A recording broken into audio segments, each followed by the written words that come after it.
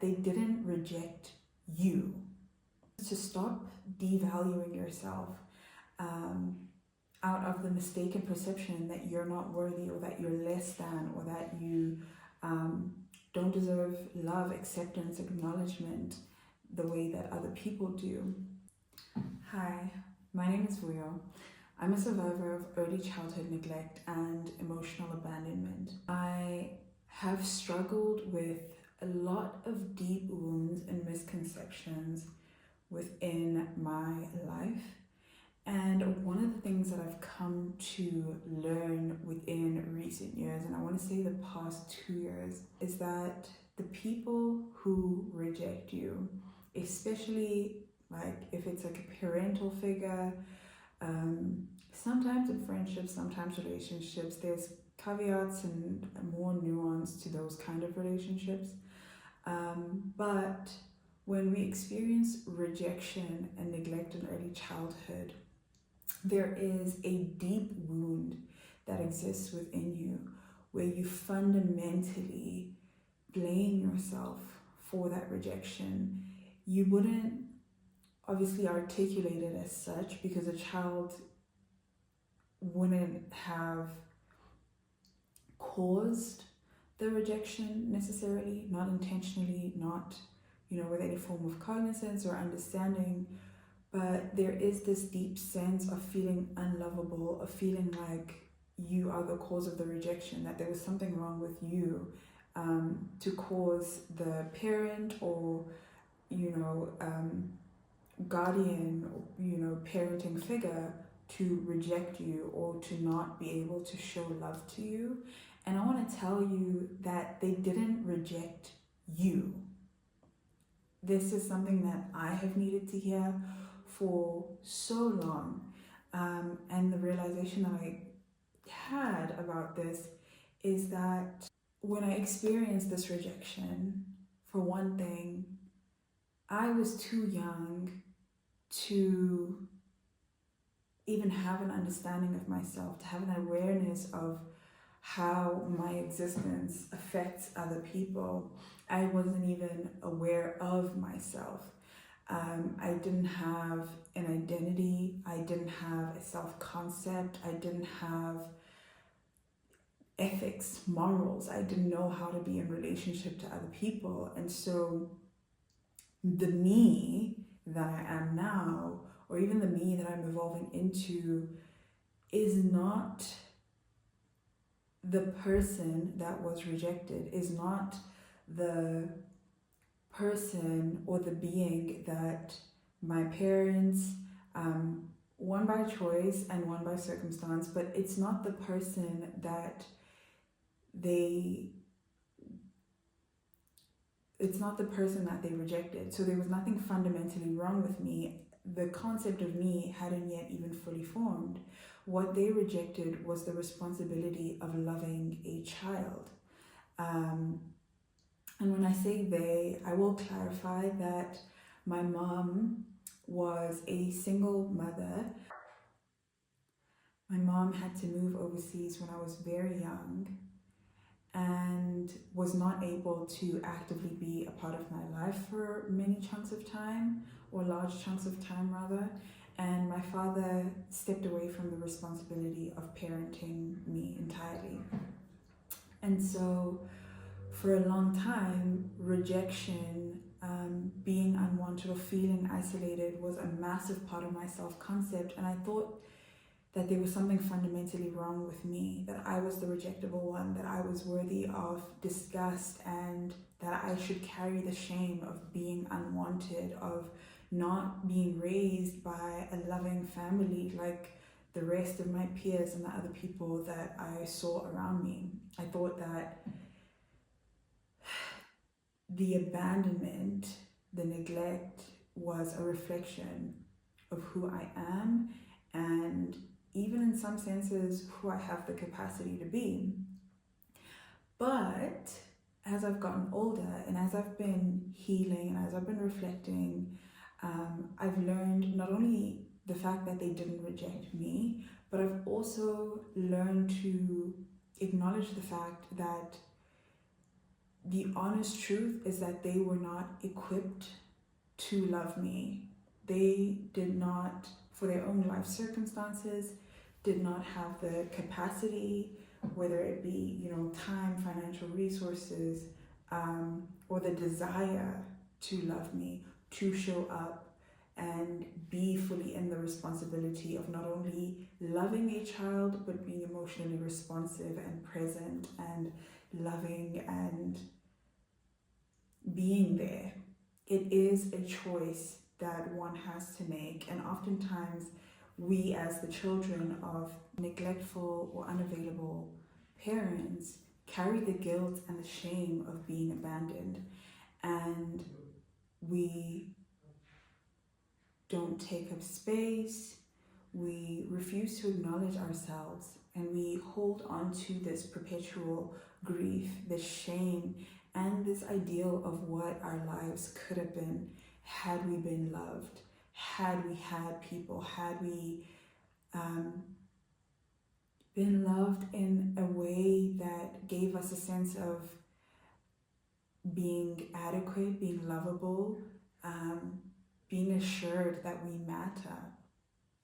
And so, because we don't have that, we define ourselves according to the rejection. But really, what it is that the people who were raising us were not capable, were not available. And it's not just on them, one, because they are humans and they also exist within their own paradigms, but to acknowledge that you are not to blame. You're not fundamentally wrong. There is nothing fundamentally or intrinsically wrong with you, but rather you're born into a circumstance where you are not fully seen, you are not fully loved, accepted, acknowledged, and therefore there's a distortion in how you see yourself.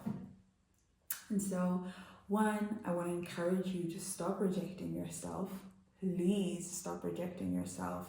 This is whether you are entertaining thoughts that are self-critical, thoughts about unaliving, thoughts that other people are going to reject you preemptively, and so maybe you're isolating or you're just diminishing your work preemptively to kind of stave away or preempt rejection on a professional or creative level.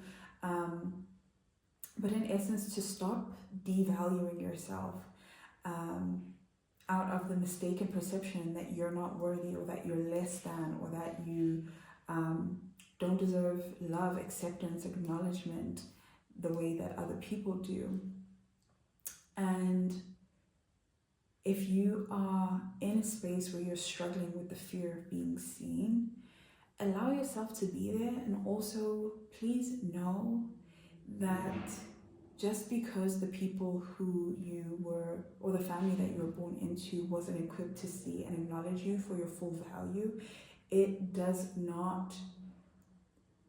not a measure of how valuable you are. I want to say that better. Just because there were people who couldn't see your value doesn't mean that you were not valuable. There we go. And so if you are carrying the shame, the guilt, the fear, and you're shrinking yourself, please don't do that. Please try not to. I know it's incredibly difficult. I know that the shame is kind of this thing that can just live within you. But shame actually that comes from rejection is actually unprocessed grief.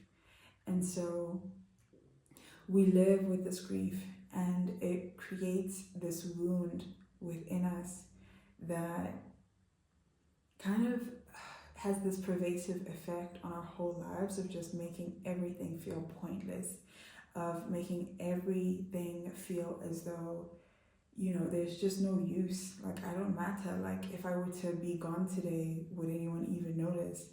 And so you're preemptively rejecting yourself. You're preemptively, just existing in a sense of like shame, rejection, and abandonment, whereas that's not who you are designed to be. And this is the second point that I actually want to get to. This is what helped me heal the most. There were two things. One of them is connection. The first thing that helped me heal is connection. Being connected to community.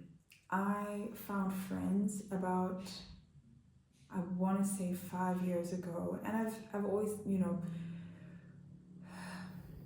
had a relatively okay time making friends, um, in my neurospicy kind of way. Um, but I made these particular kind of friends that were able to really see, respect, and reciprocate the kind of love that I needed in order to grow and evolve into a person. And so connection really, really healed me when I saw that, the nuclear family that I was born into wasn't the only people who would ever love me, and that there would be people who not only have the capacity to love me, but who have the desire and the interest in loving me. And so I stopped identifying with rejection, and I started instead to start really getting curious about who I am, and I started building my character slowly over time, and I started being able to choose who I want to be as opposed to being in response or in reaction to rejection. I started to choose who I am. Like, okay, if I'm not this like rejected, unworthy, unlovable person, then who am I? Who do I want to be? And that, that gives you permission to choose whether that shows up in your work ethic, in your spiritual life, in your friendships, your relationships, and how you develop yourself in your education. You get to then expand as a person because you're not solely defined by grief, trauma, rejection, or these misconceptions about yourself. Like your self-concept isn't tied to other people, so you get to rewrite your story.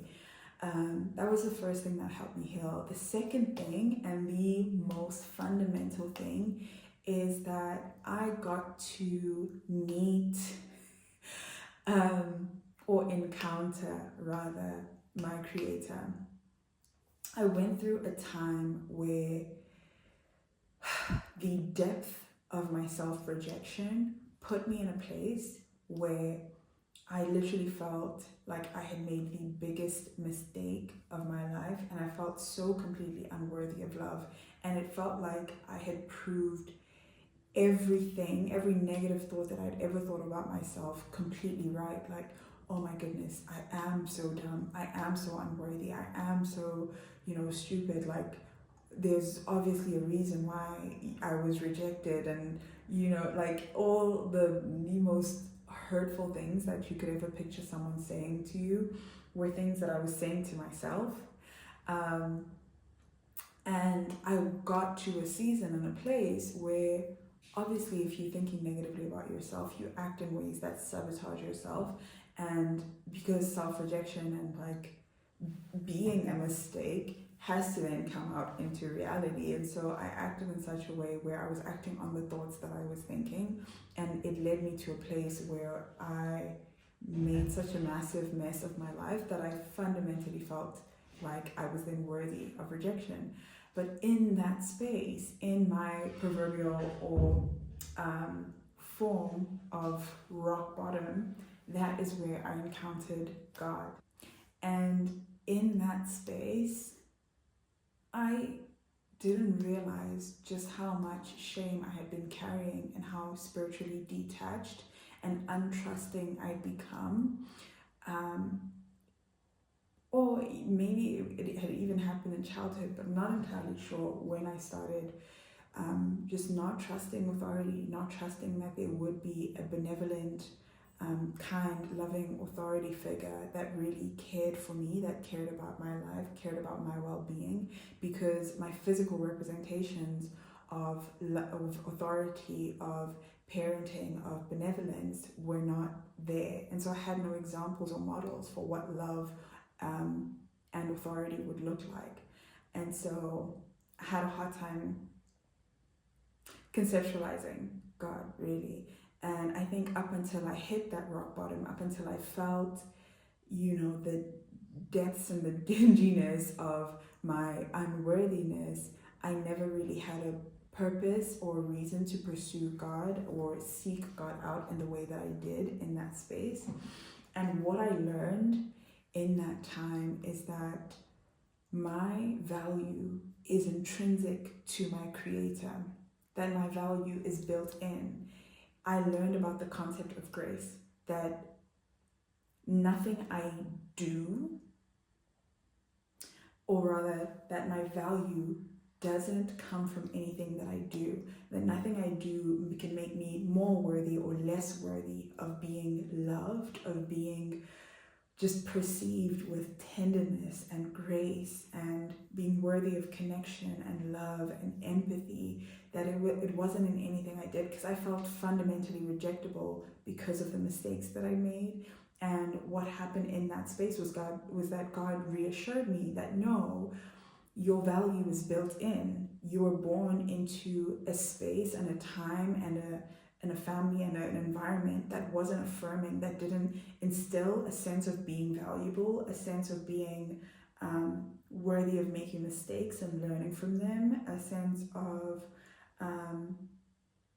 just being intrinsically lovable.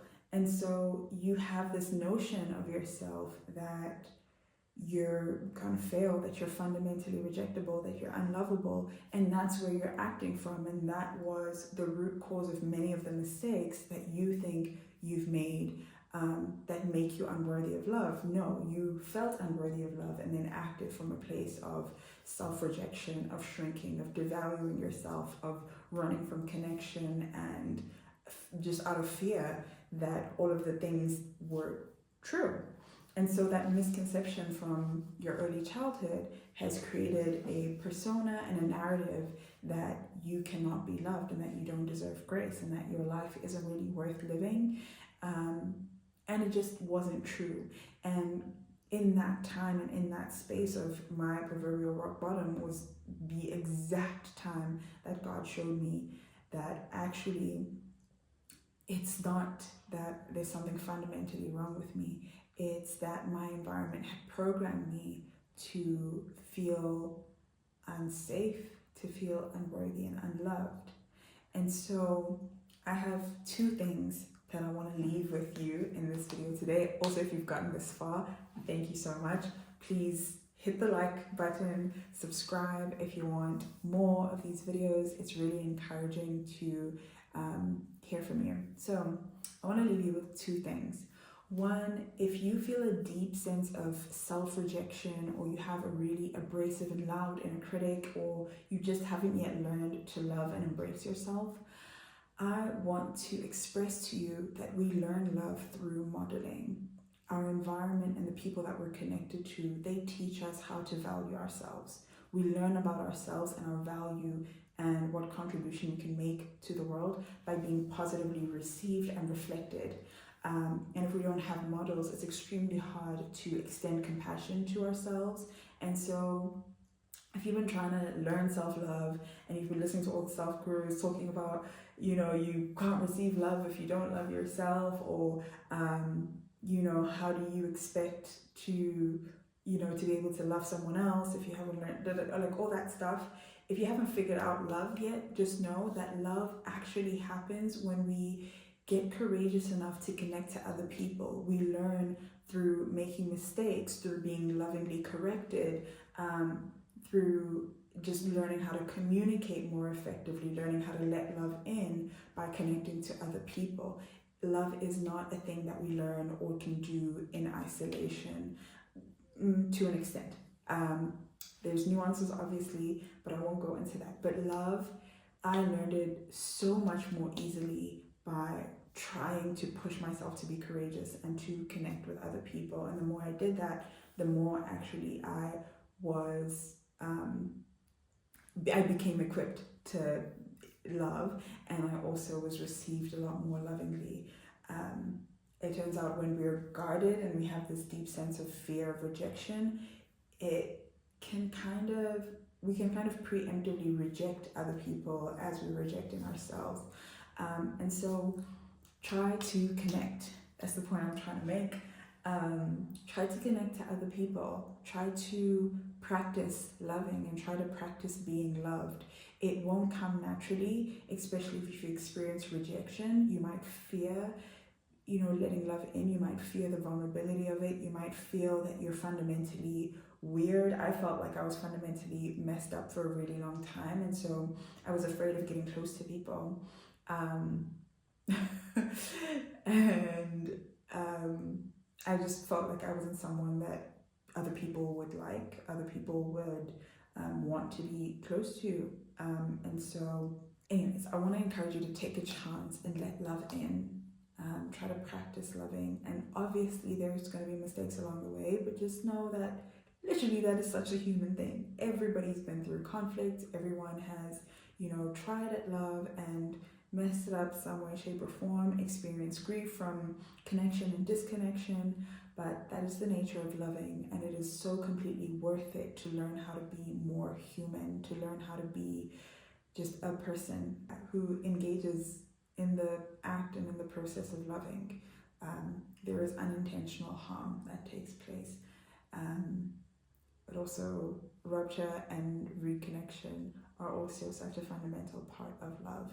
And so, yeah, I want to encourage you to do that. The second thing that I want to leave you with is, if you don't have an understanding of just how valuable, lovable, precious, and intentionally made you are, I really want to just ask you to please connect to God.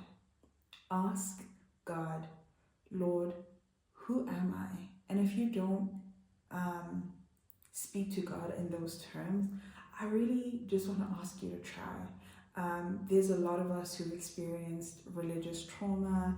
There's a lot of narratives just out in the world that have spread a lot of misconceptions about who God is and how God is, and we've mixed up religion with having, sorry, I'm looking down because I have another screen where I can see myself, but we've really made or misconstrued who God is and by making God synonymous with religion.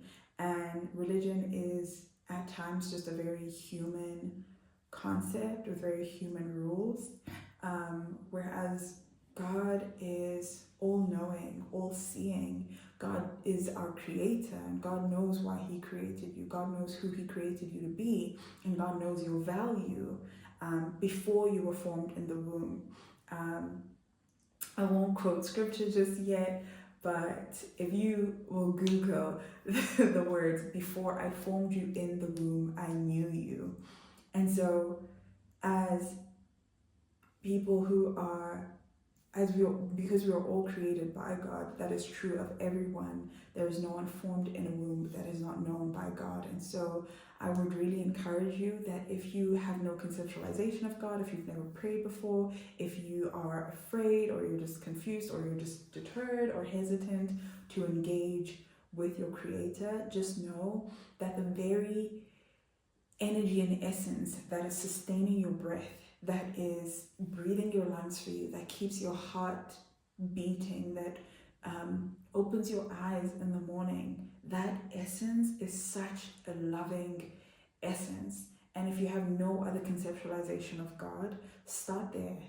Start with being that keeps my breath in my lungs, that keeps breath in my lungs, being that is keeping me alive, being that designed this intelligent body, being that designed the stars, being that designed the intelligence of, a seed that can grow into a tree.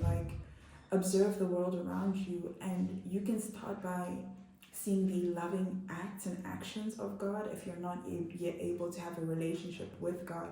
And just ask, what did you make me for? You designed the whole world and obviously saw a purpose and a use to add me to it. What was your intention when you did so? Please show me. Please show me. And God is such a loving God that he will show up for you.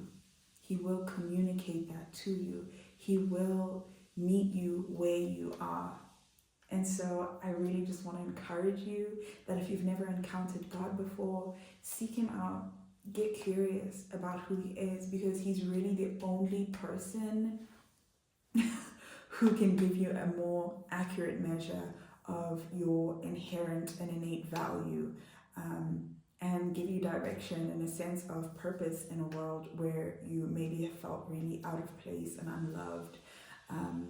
God's love, it really actually is so much more pervasive and intentional. And you deserve to be loved. You are so worthy of being loved and being seen.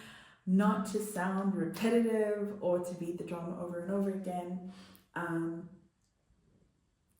Yeah, that is it. That's all I wanted to say. I am sending you so much love, and I want to encourage you that it does get better and that you are worthy of being seen and being loved. And as you move closer towards yourself and you move closer towards others and you move closer towards God, the more access to healing that you're going to have.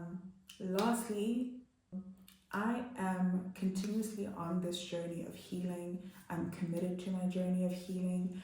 And also, I feel called to share the healing that I have already done so far and to share the perspectives that I've gained, both in getting closer to God, also in learning about early childhood trauma, and the subsequent psychological impacts of experiencing neglect.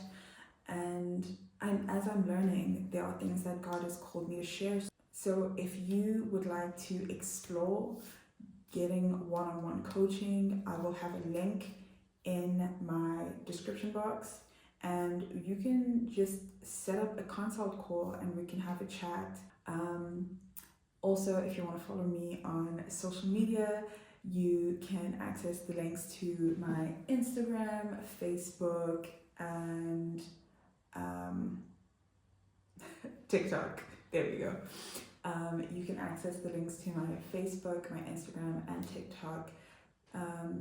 But just know that I'm rooting for you, and the process of healing can sometimes feel like a long one, but you have no idea just how worthy you are. I'm rooting for you. Stay blessed and keep going, okay? Okay.